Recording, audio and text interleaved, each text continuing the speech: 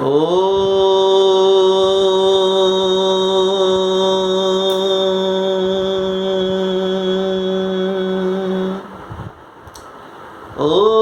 विश्वानि देव सवितर्दुरितानि परासुव यद्भद्रं तन्नासुव। ॐ शान्तिः शान्तिः शान्तिः।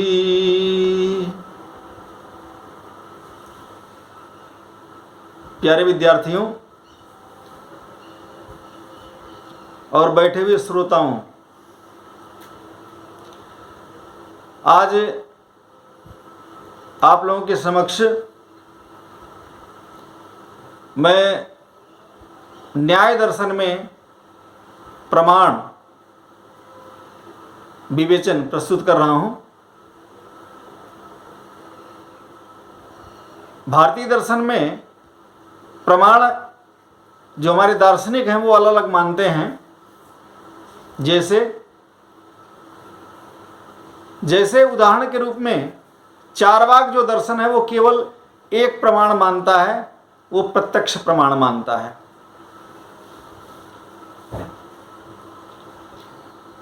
बौद्ध और वैशेषिक दर्शन ये दो प्रमाण मानते हैं। कुछ लोग वैशेषिक को चार भी, न्याय की परंपरा से होने से कुछ लोग चार भी मानते हैं, लेकिन अधिकांश लोग दो ही प्रमाण वाला मानते हैं कि जो वैशेषिक दर्शन है और बौद्ध दर्शन है वो केवल दो ही प्रमाण मानता है। इससे आगे तीन प्रमाण मानते हैं। सांख्य दर्शन महर्षि कपिल तीन प्रमाण मानते हैं, वो प्रत्यक्ष, अनुमान और शब्द। बौद्ध और वैशेषिक जो मानते हैं वो केवल प्रत्यक्ष और अनुमान को मानते हैं। इसी परंपरा में जो तीन प्रमाण वाली परंपरा है उसमें जैन दर्शन जो नास्तिक दर्शन माना जाता है, और सांख्य दर्शन, और इसी प्रकार से इसी परंपरा का जो योग दर्शन है वो भी तीन ही प्रमाण मानता है। तीन प्रमाण में ही वो कहते हैं कि हमारा जो है तीन प्रमाण में ही सारे हमारी समस्याओं का समाधान हो जाता है, इसलिए हम अन्य प्रमाणों को इनके अंतर्गत ही स्वीकार करते हैं, हमें अलग मानने की आवश्यकता नहीं है। अब चार प्रमाण कौन मानता है? चार प्रमाण न्याय दर्शन, महर्षि गौतम का जो न्याय दर्शन वो चार प्रमाण मानता है। और इसके अतिरिक्त पांच प्रमाण, चार में प्रत्यक्ष, अनुमान, उपमान और शब्द प्रमाण। और मीमांसा दर्शन में दो प्रकार के, जो कुमारिल भट्ट और भट्ट मीमांसक, और एक कुमारिल भट्ट और एक और प्रभाकर मिश्र। दो जो दार्शनिक हैं इनमें एक तो पांच प्रमाण मानता है इन न्याय के अतिरिक्त, प्रत्यक्ष, अनुमान, उपमान, शब्द और अर्थापत्ति, पांच। और दूसरी परंपरा वाले जो भट्ट मीमांसक हैं वो छह प्रमाण मानते हैं। ये उसमें अर्थापत्ति के अतिरिक्त अनुपलब्धि को भी वो स्वीकार करते हैं। और हमारा भारतीय जो दर्शन है वो अष्ट प्रमाण मानता है। अष्ट प्रमाण में वो प्रत्यक्ष, अनुमान, उपमान, शब्द, अर्थापत्ति, अनुपलब्धि या अभाव प्रमाण, इसके अतिरिक्त वैदिक जो दर्शन है वो दो और मानता है, ऋषि दयानंद भी उसको मानते हैं, संभव प्रमाण और एक ऐतिह्य प्रमाण। ये प्रामाणिक रूप से अष्ट प्रमाण की मान्यता वैदिक परंपरा में और ऋषि दयानंद की विचारधारा में ये आठ प्रमाण स्वीकार किए गए हैं, जिनमें से मैं न्याय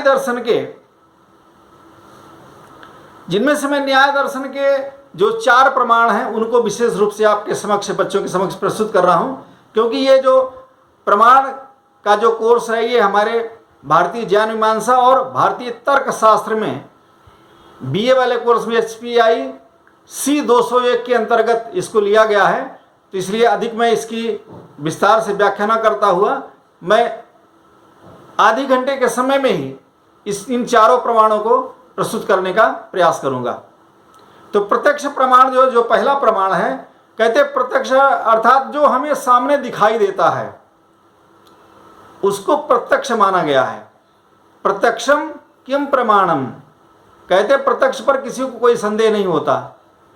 और इसी प्रत्यक्ष के आधार पर हमारी जो आजकल न्याय व्यवस्था है वो भी कहती है कि भाई आप किसी जो आप बात कह रहे हो उसका कोई किसी ने देखा, कोई उसकी कोई गवाही है, कोई उसका कोई साक्ष्य है। यदि कोई साक्ष्य है तो उसको जो है दंड मिलता है दोषी को, और नहीं तो अगर सिद्ध नहीं कर पाए तो उसको बरी कर देते हैं। कहते कि जो है क्योंकि आप अपनी बात को सिद्ध नहीं कर पाए, जो आपने प्रतिपक्षी पर आरोप लगाया था वो आप सिद्ध नहीं कर पाए, इसलिए हम आपकी बात को अस्वीकार करते हैं, हम मानते नहीं उसे। ठीक है, तो इसलिए हम जो चीज का और प्रत्यक्ष किसको मानेंगे, कहते जो आंखों से हमारी 5 ज्ञानेंद्रियों के द्वारा जो दिखाई देता है वो कान, नाक, जिह्वा, त्वचा, इन सब इंद्रियों से, और चक्षु, कहते इनसे जो दिखाई देता है जिसमें किसी प्रकार का कोई संशय नहीं है, उसके लिए प्रत्यक्ष प्रमाण की बात की जाती है। तो इंद्रिय कहते कि इसकी परिभाषा दी कि इंद्रियार्थ सन्निकर्षोत्पन्नम ज्ञानम, कहते जो इंद्रिय और अर्थ वस्तु के सन्निकर्ष से जो समीपता से जो ज्ञान उत्पन्न होता है, ऐसा ज्ञान जो भाषा पर आधारित ना हो, अर्थात केवल कहा ही ना जा रहा हो, जो भ्रामक ना हो, और तथा जो किसी भी प्रकार से कहते अनिश्चितता को उत्पन्न न करे, कहते वो प्रत्यक्ष, अर्थात जिसमें किसी प्रकार का कोई संशय भ्रम नहीं है, वो प्रत्यक्ष प्रमाण माना जाता है। अर्थात जिसमें कहते हैं कि मैंने इसको खुद करते देखा था इस काम को, तो इस प्रकार की जो बात की जाती है तो इसको प्रत्यक्ष प्रमाण के अंतर्गत हम स्वीकार करते हैं। और प्रत्यक्ष प्रमाण वो है, कहते जो हमारी आंखों से और मतलब वस्तु और इंद्रिय का जो सन्निकर्ष होकर के हुआ वो ज्ञान जो उत्पन्न हुआ है वो प्रमा भी माना जाता है, और उसी को हम प्रत्यक्ष भी मानते हैं। तो प्रमा जो ज्ञान है वो यथार्थ ज्ञान है, उसमें किसी प्रकार का भ्रम नहीं होता है। तो ये प्रत्यक्ष के 2 प्रकार के भेद स्वीकार किए गए हैं, लौकिक प्रत्यक्ष और अलौकिक प्रत्यक्ष। अब लौकिक प्रत्यक्ष क्या है, कहते लौकिक प्रत्यक्ष के अंतर्गत हम स्वीकार करते हैं कि इसमें जैसे हमने इसमें बाह्य प्रत्यक्ष और मानस प्रत्यक्ष 2 चीज को लिया गया है। प्रथम दृष्टया कहते हैं कि जो भी चीजें हमें दिखाई देती हैं इसके भी 2 प्रकार के भेद हैं। लोग मानते हैं पहले में कि बाह्य प्रत्यक्ष जो 5 ज्ञानेंद्रियों के द्वारा जो हमें दिखाई देता है, चाक्षुष प्रत्यक्ष जो आंखों को से देख करके जो होता है, और श्रोत प्रत्यक्ष जो कानों से सुन करके होता है, घ्राण प्रत्यक्ष कहते हैं नासिका से सूंघ करके जो हम बताते हैं सुगंधी दुर्गंधी, और स्पर्शज प्रत्यक्ष अर्थात त्वचा से छू करके सर्दी गर्मी, और राजस प्रत्यक्ष, और तीसरा जो है रसज प्रत्यक्ष अर्थात जीवा से जो चख करके हम बताते हैं कि ये मीठा है या नमकीन है, या ये ज्यादा अधिक गर्म तो नहीं है। तो कहते देखने में क्या है कि हम कैसे पता करते हैं कि ये, जैसे उदाहरण के रूप में दूध में या शरबत में शक्कर और नमक दोनों एक जैसा जब पिसा हुआ होता है तो क्या हम देख करके बता सकते हैं क्या? उसको हम जल में अगर डल गया तो और भी, तो उसके लिए हम क्या करते हैं, देख करके नहीं पता चलता, तो हम कहते हैं देखना ये कैसा है, ये मीठा है या नमकीन है।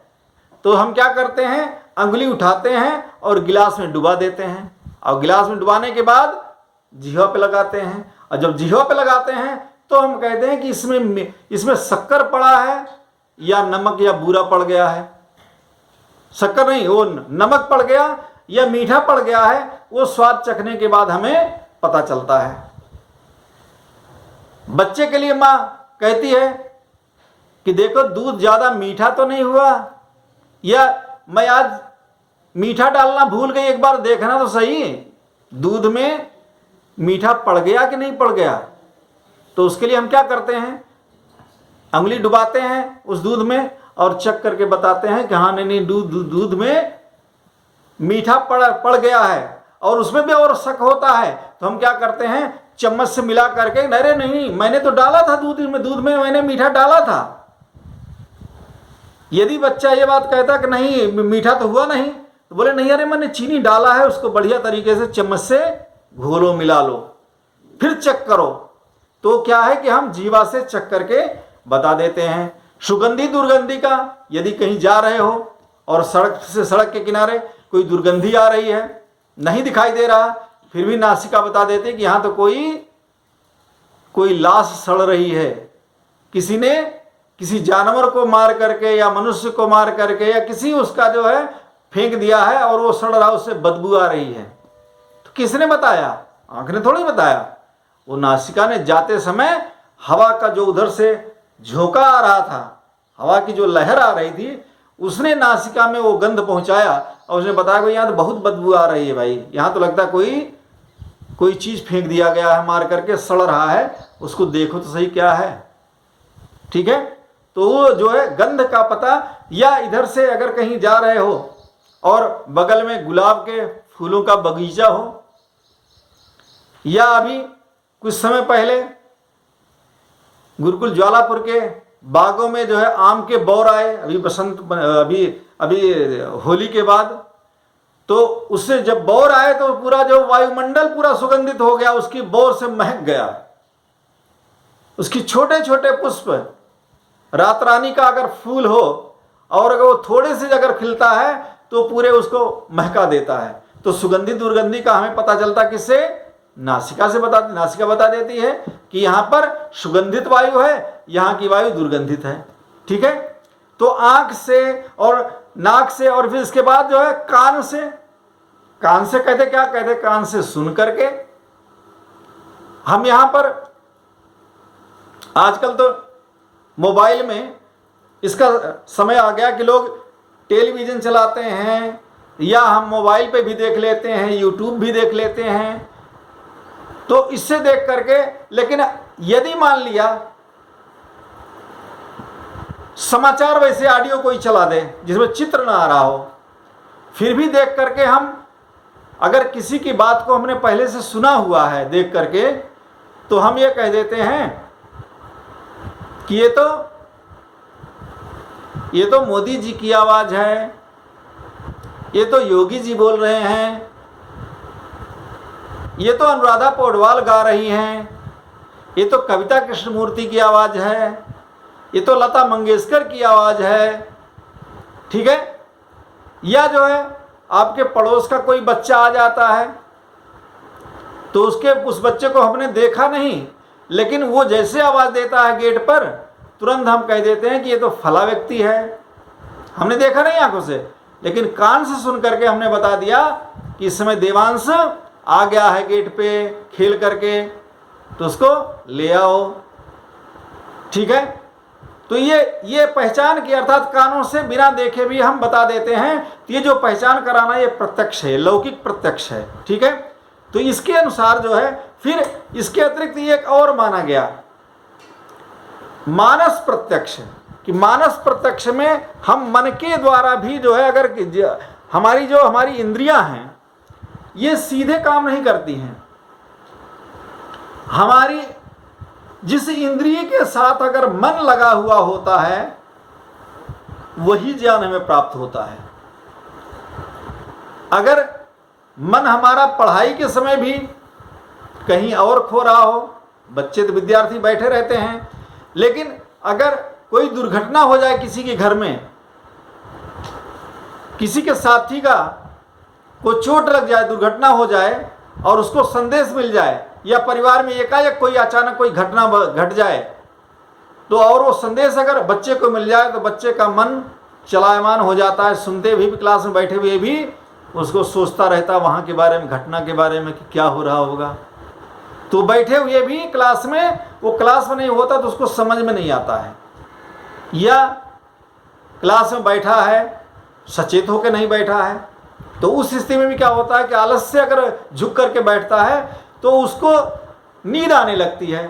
और जब नींद आने लगती है तमोगुण के प्रभाव से, आलस्य के कारण, तो क्लास में बैठा हुआ भी फिर भी वो ग्रहण नहीं कर पाता, क्योंकि मन जो है सो गया, मन चंचल हो गया या मन सो गया, अचेत अवस्था की तरफ अगर जाने लगा तो हमें कुछ भी ज्ञान नहीं होता है। इसलिए मानस प्रत्यक्ष मन के द्वारा हम इन इंद्रियों, हमारी इंद्रियां तभी काम करती हैं कि जब मन उसके साथ संयुक्त होता है और एक समय में एक ही चीज को ग्रहण कराता है। ये मन का अपना स्वभाव है कि मन एक समय में एक चीज को ही ग्रहण कराता है। तो इसलिए मानस प्रत्यक्ष के अंतर्गत और भी इसमें हम ये स्वीकार करते हैं कि इन इंद्रियों से परे मानस प्रत्यक्ष हुआ है कि जैसे हमें प्यास लगी हो, हमें कोई गुम चोट लग गई हो, पैर में हड्डी में दर्द हो रहा हो, सिर में दर्द हो रहा हो, अच्छी तरह भूख लगी हुई हो, तो ये बताओ कि क्या उसको हम गुम चोट को या हम भूख को क्या कोई आकार प्रकार प्रदान कर सकते, उसका कोई डिजाइन बना सकते हैं कि भूखे व्यक्ति के पेट में ऐसे ऐसे होता है, कुछ कुछ होता है, ऐसा कुछ होता है क्या? ऐसा कुछ नहीं होता। वो तो व्यक्ति का चेहरा देख करके पता चलता है या प्यास लगी हुई है, ये वो अनुभव करता है। तो जो अनुभव करता है, जो फीलिंग है, जो अनुभव से हम ज्ञान प्राप्त करते हैं, वो जो है जैसे हर्ष, शोक, सुख, दुख, प्रेम करना या घृणा करना, ये सब सारा जो है मानस प्रत्यक्ष के अंतर्गत जो पंच इंद्रियों से अलग है। हमारी जो छठा जो इंद्रिय है वो मन है। मन के द्वारा जो है भी हम पता करते हैं। तो जो हमें ये आंतरिक इंद्रियों के अंदर इंद्रिय के जो अंदर इंद्रिय जो छठा इंद्रिय मन है, इसके द्वारा पता चलता है, इसको हम मानस प्रत्यक्ष बोलते हैं। इसके अतिरिक्त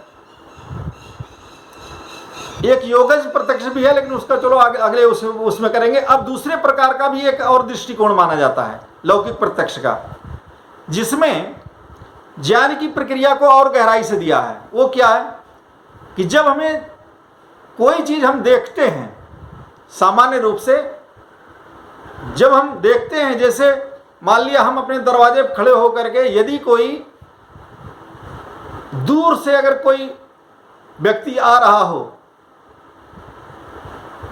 तो उसको देख करके हम पहचानते हैं, या उसका फोन आया हुआ है, फिर भी हम जब प्रथम दृष्टया देखते हैं, जब हम उसको जब तक पहचान नहीं रहे होते, तो उस प्रत्यक्ष को निर्विकल्पक प्रत्यक्ष बोलते हैं। हमने किसी वस्तु को सामान्य रूप से देखा दूर से, जब तक हम पहचान नहीं पाए तब तक वो निर्विकल्पक प्रत्यक्ष है।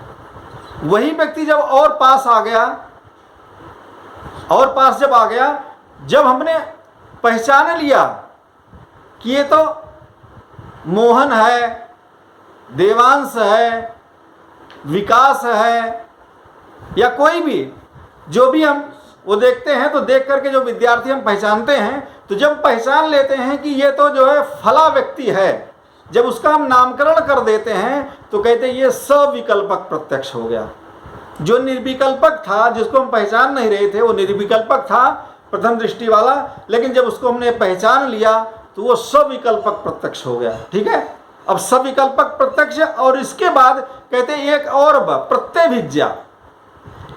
अब इसमें क्या है कि प्रत्यभिज्ञा भी जो होती है, तो कहते प्रत्यभिज्ञा में किसी वस्तु को हमने देखा, अब वो देखने के बाद, जैसे हमने हरिद्वार में मोहन को देखा, और मोहन को देखने के पश्चात हमने उसको देखा कि वो तो ऋषिकेश में, मैं घूमने गया वहाँ पर मैंने देखा कि ऋषिकेश में जो है वो लड़का जो हमें हरिद्वार में मिला था, वो लड़का अतुल योग निकेतन के पास, परमार्थ निकेतन में भी जो है स्वामी चिदानंद जी के यहाँ भी हमने देखा योग उसमें। तो हमने जब ये देखा कि ये तो अतुल है, तो ये हम वो करते हैं कि जो अतुल आया है, अतुल किसी साधन से, चाहे पैदल या साइकिल से या मोटरसाइकिल से या बस यान से या रेल यान से, किसी भी ना किसी साधन से ये चल करके आया है, ये उड़ करके नहीं आया है। ठीक है, या दिल्ली में हम किसी को ऐसे देखते हैं तो कहते हैं कि जब देख करके हम पहचान जाते हैं कि ये तो वही व्यक्ति है, तो कहते हैं उस स्थिति में जो निश्चयात्मक एक जो है हमारे अंदर ज्ञान उत्पन्न होता है, वो प्रत्यभिज्ञा के अंतर्गत आता है। तो इसलिए फिर इसके और भेद बतलाए कि सामान्य लक्षण प्रत्यक्ष। सामान्य लक्षण प्रत्यक्ष क्या होता है? सामान्य लक्षण प्रत्यक्ष में हम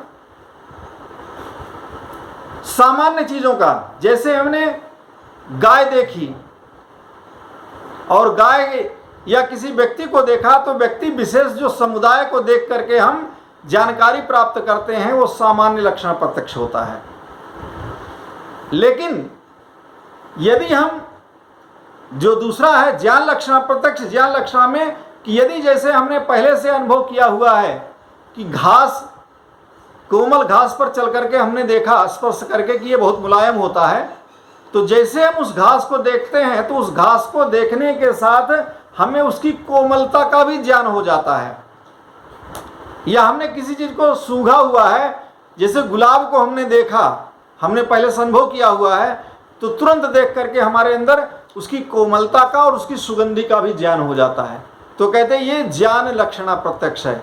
सामान्य लक्षण प्रत्यक्ष और दूसरा ज्ञान लक्षण प्रत्यक्ष, अर्थात ज्ञान के द्वारा हम वो कर लेते हैं। और तीसरा जो है एक योगज प्रत्यक्ष है।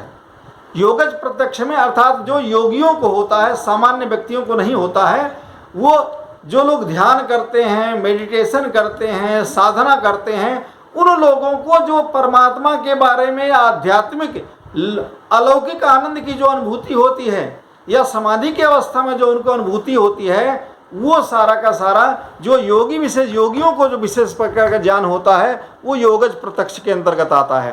तो इस प्रकार से ये जो है हमने प्रत्यक्ष के बारे में जानकारी दी। अब दूसरा जो है अनुमान। अनुमान का अर्थ कहते हैं कि अनुमान शब्द दो शब्दों से मिलकर के बना है, अनु और मान। अनु का अर्थ होता है पीछे, और मान कर कहते हैं उसका मान सम्मान रखना। कहते हैं ना कि मेरे पीछे भाई ध्यान रखना, मैं कहीं जा रहा हूं तो जो भी मेरे कार्य हैं उसको आपको निर्वहन करना है। तो अनुमान क्या है? कहते हैं अनु माने पीछे। तो किसके पीछे? कहते हैं प्रत्यक्ष के पीछे। जो इससे पहले हो रहा था उसके आधार पर जो हम ज्ञान प्राप्त करते हैं वो अनु है, और उसका जो ज्ञान प्राप्त होता है वो मान है। तो अनुमान कहते हैं कि जो प्रत्यक्ष पर आधारित जो ज्ञान होता है वो अनुमान ज्ञान होता है। अर्थात पहले घटना वो हम देख चुके हैं, उसका ज्ञान हम प्राप्त कर चुके हैं, पश्चात जो है उसके बाद हम अनुमान लगाते हैं। ठीक है? तो अनुमान इस प्रकार का वो है कि जैसे पहले घटना हमने कोई देख ली है और उस घटना को देख करके, जैसे उदाहरण दे रहा हूं, अनुमान के 3 प्रकार के भेद बतलाए गए हैं। लिंग इसमें बतलाया है कि जो पश्चात का ज्ञान हो, और इसके अतिरिक्त कहते हैं कि लिंग लिंगी पूर्वकम अनुमानम, तत्पूर्वकम अनुमानम, या लिंग लिंगी पूर्वक, अर्थात जो है हम जो लक्षण देख करके जो हम ज्ञान प्राप्त करते हैं, अर्थात पहले हमने देखा हुआ है उसके आधार पर हम ज्ञान प्राप्त करते हैं। जैसे बादल को देख करके बारिश का अनुमान करना। हमने कई बार देखा हुआ है कि जब बादल होते हैं, भूरे बादल आते हैं, तो उससे बारिश होता है। तो ये हम ऐसा क्यों कहते हैं? या पुत्र को देख करके माता पिता का अनुमान कर लेते हैं, बछड़े को देख करके हम गाय का अनुमान कर लेते हैं कि इसकी माँ भी होगी। तो इस प्रकार से जो अनुमान है वो चिन्ह पर आधारित ज्ञान है, और ये 3 प्रकार का होता है। जो व्याप्ति पर आधारित है, अर्थात व्याप्ति से, संबंध से हम इसको जो है जानते हैं। जैसे हमने रसोई घर में आग धुआं देखा हुआ है कि जब अग्नि जलती है तो उससे धुआं होता है, तो उसी आधार पर हम पहाड़ पर जब धुआं देखते हैं तो उससे हम ये पता करते हैं कि पर्वत पर आग है, क्योंकि हमने पहले देखा हुआ रसोई घर में, महानस में हमने देखा हुआ है कि जब अग्नि जलती है तो उससे क्या होता है कि, और लेकिन उसके पीछे एक और भी है कि यदि, क्योंकि वो जो धुआं निकलता है उसमें शीतलता, उसमें जो है नमी होती है, उस नमी के कारण धुआं होता है। तो ऐसे ही जब पहाड़ों पर बारिश होती है तो अंदर, क्योंकि अग्नि है, इसलिए जब बारिश का पानी जब अंदर जाता है उस पहाड़ में, तो वहाँ से फिर वो भाप बन करके उड़ने लगता है और उससे फिर पर्वत वन्यमान है, पर्वत पर आग है, ये हम अनुमान कर लेते हैं। ठीक है, तो ये साहचर्य पर आधारित ज्ञान है, अनुमान पर आधारित ज्ञान है, जो व्याप्ति से संबंधित है। तो हमने इससे क्योंकि पहले से देखा हुआ होता है, तो अब इसमें जो ज्ञान है उसके 3 प्रकार के भेद हैं सामान्य रूप से, पूर्ववत, शेषवत और सामान्यतो दृष्ट। स्वार्थ और परार्थ अनुमान भी होते हैं, स्वयं के लिए जो किया जाता है वो स्वार्थ अनुमान होता है, दूसरे के लिए जो हम समझाने के लिए करते हैं उसमें हम पंचमयों का प्रयोग करते हैं, वो परार्थ अनुमान के अंतर्गत आता है। अनुमान जो है एक स्वार्थ अनुमान है, दूसरा परार्थ अनुमान है। तो स्वयं के लिए जो ज्ञान प्राप्त करते हैं वो स्वार्थ अनुमान, और दूसरे को समझाने के लिए इसमें स्वार्थ अनुमान में केवल 3 की जरूरत पड़ती है। और लेकिन जो परार्थ अनुमान है उसमें पंचवयों की आवश्यकता पड़ती है, प्रतिज्ञा से लेकर के उपनयन निगमन तक हम उसको पंचवयों का आधार लेकर के हम उसको सिद्ध करते हैं। तो जिसमें प्रतिज्ञा, हेतु, उदाहरण, उपनय और निगमन इनका सहारा लेते हैं, और स्वार्थ अनुमान में हम केवल 3 का ही प्रयोग करते हैं, उनमें 3 से ही काम चल जाता है, हमें 5 की आवश्यकता नहीं पड़ती है। तो इसलिए जो पूर्वत अनुमान है, कहते हैं पूर्व का अनुमान करना, जैसे बादल को देख करके बारिश का अनुमान करना, ये पूर्वत अनुमान है। शेषवत अनुमान कहते हैं कि इसमें कार्य को देख करके कारण का अनुमान किया जाता है। पूर्वत अनुमान में हमने कारण को देख करके कार्य का अनुमान करना, कारण को देख करके कार्य का अनुमान करना, ये पूर्वत अनुमान है। और जहां पर कार्य को देख करके कारण का अनुमान किया जाए, कहते वो शेषवत अनुमान है। उदाहरण दे रहा हूं, ध्यान दीजिए। जैसे गंगा में हम देखते हैं, गंगा में नहर बह रही है, इसमें अगर गदला पानी और बहुत सारे इसमें कूड़ा कबाड़ बहुत सारा सब कुछ अगर आने लगता है, तो हम देखते हैं कि उससे हम अनुमान लगा लेते हैं कि पहाड़ों पर बारिश हुई है, हमें नहीं पता। लेकिन जब हम सुबह देखते हैं, घूमने गए गंगा के किनारे, तो देखा उसमें बहुत सारा कूड़ा कबाड़ आ रहा, और पानी जहाँ साफ कल तक था वो गंदला पानी हो गया। तो उससे हमें अनुमान हो गया कि पहाड़ों पर वर्षा हुई है। भले हरिद्वार में वर्षा नहीं हुई है, लेकिन पहाड़ों पर वर्षा हुई है, ये इससे हम अनुमान लगा लेते हैं। अर्थात जहाँ पर, या दूसरा उदाहरण दे रहा हूँ कि हम शाम सो रहे थे, रात सुबह उठने पर हमने देखा कि जो छत है, जो आंगन है, या आगे जो घर के आगे का जो फर्श है वो गीला है, हमने देखा। तो हमने तुरंत अनुमान लगा लिया कि हमें पता तो नहीं चला, लेकिन बारिश हुई है। तो जहां पर कारण, कार्य को देख करके कारण का अनुमान किया जाता है, वो शेषवत है। अब तीसरा सामान्यतो दृष्ट, तीसरा है सामान्यतो दृष्ट अनुमान। सामान्यतो दृष्ट अनुमान में हम ये करते हैं, उसमें सामान्यतो दृष्ट में हमने कल देखा था, हमारे घर के आगे पेड़ है, और हमने देखा, हम एक आध दिन के लिए चले गए थे कहीं, आकर के देखा तो पेड़ कटा हुआ है। तो जो पेड़ कटा हुआ जो हमने देखा था कल, वृक्ष जो है खड़ा हुआ था, आज हमने देखा कि वो कट गया। तो उससे ये अनुमान करते हैं कि इसको किसी ने काटा है, इस वृक्ष को, इस पेड़ को किसी ने काटा है, ये स्वयं नहीं कट गया। इस चीज को जो है सामान्यतो दृष्ट अनुमान कहते हैं, कि अर्थात जो है सामान्य रूप से जो भी चीजें अर्थात सामान्य जैसा देखा जाता है, तो वो हम सामान्यता जैसे देखते हैं उस आधार पर अनुमान करते हैं, तब इसे सामान्यतो दृष्ट अनुमान कहते हैं। यहाँ पूर्व के 2 अनुमानों के समान कार्य कारण संबंध को नहीं देखा जाता, केवल सामान्य रूप से जो सादृश्य हम देखते हैं उसे ही आधार बना करके हम इसका अनुमान करते हैं। इसका उदाहरण स्पष्ट करते हैं। सामान्यतः हम सींग वाले पशु की पूंछ भी देखते हैं। यह सामान्य अनुभव के आधार पर जहाँ कहीं भी सींग वाला पशु देखते हैं तो यह अनुमान हम कर लेते हैं कि पूंछ भी इसके जरूर होगी। जैसे नील गाय के हम देखते हैं कि उसके सींग नहीं होता, तो कहीं पर भी अगर नीलगाय हम देखते हैं तो हमें पता होता है कि इसके जो है सींग नहीं होता है, 12 सिंगा जो होता है उसके सींग होता है।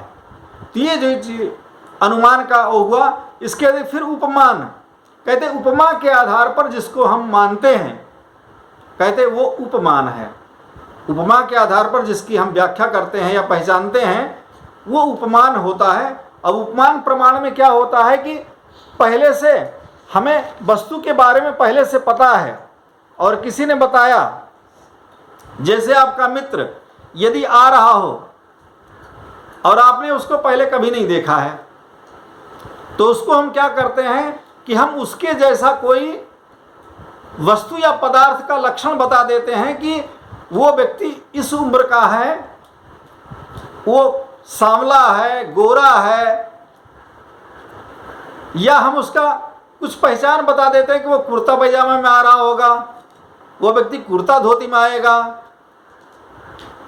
तो हम जब उसको लेने के लिए जाते हैं तो उस लक्षण को जो हमें पहचान बताया गया है उसको देख करके हम तुरंत व्यक्ति की पहचान कर लेते हैं। गाय जैसी नील गाय होती है, जब बताया जाता है कि नील गाय जो होती है वो जंगलों में रहती है और बिल्कुल घोड़े और गाय से मिलती जुलती हुई होती है। तो जब हम ट्रेन में सफ़र करते हैं या जंगल में जाते हैं घूमने, तो वैसी जैसी आकार की वस्तु को देख करके हम तुरंत पहचान कर लेते हैं कि ये वस्तु नील गाय है या ये फला व्यक्ति है। तो ये जो हम अनुमान करते हैं ये उपमान प्रमाण है। इसके अंतरिम में शब्द प्रमाण। शब्द प्रमाण में क्या है कि शब्द प्रमाण में हम प्रामाणिक जो व्यक्ति, जो लोग साक्षात्कारता हैं या जो लोग यथार्थ बोलते हैं, जो सत्यवादी हैं, ऐसे लोगों की बातों को हम इसके अंतर्गत रखते हैं कि जो लोग जो झूठ नहीं बोलते उनकी बात को हम शब्द प्रमाण के अंतर्गत, इसमें हम वेद के वचनों को, ऋषियों के वचनों को, ब्राह्मण ग्रंथों के वचनों को, उपनिषद के वचनों को, या प्रामाणिक कोई अगर व्यक्ति जो सत्यवादी है, जो कभी झूठ नहीं बोलता, कहते ऐसे व्यक्ति के बातों को भी हम इस प्रमाण कोटि में रखते हैं। अर्थात उसकी बात उसने कह दिया तो कहते ब्रह्म वाक्यम जनार्दन, या इस व्यक्ति है क्योंकि यह व्यक्ति झूठ नहीं बोलता है इसलिए उसकी बात को प्रमाण कोटि में रखा जाता है। जिस प्रकार से मैंने उदाहरण दिया था, युधिष्ठिर की बात को जो है सभी लोग मानते थे कि युधिष्ठिर झूठ नहीं बोलते, उनकी बात को द्रोणाचार्य ने मान करके वो शस्त्र को उन्होंने छोड़ दिया।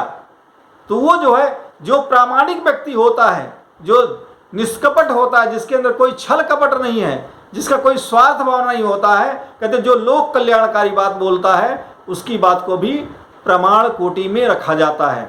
और इस कोटि में हम ये नहीं कर सकते कि ये छोटा बड़ा कोई भी हो, किसी की बात भी प्रामाणिक हो सकती है। जिस विद्या में जो पारंगत है उसकी बात को हम प्रमाण कोटि में रखते हैं।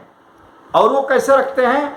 यदि जैसे चोर कार्य है, चोर कार्य में जो चोरी करने वाला है उस चीज को अच्छी प्रकार से वो जानता है, इसलिए उस विद्या को यदि, या मान लिया जैसे दिल्ली अगर कोई हम में से बड़ी उम्र का होकर के यदि कोई किसी ने देशाटन न किया हो, दिल्ली न गया हुआ हो, और उसकी उम्र अगर बुढ़ापे तक पहुंच गई हो और वो दिल्ली के बारे में कुछ कहे तो प्रामाणिक नहीं होगा।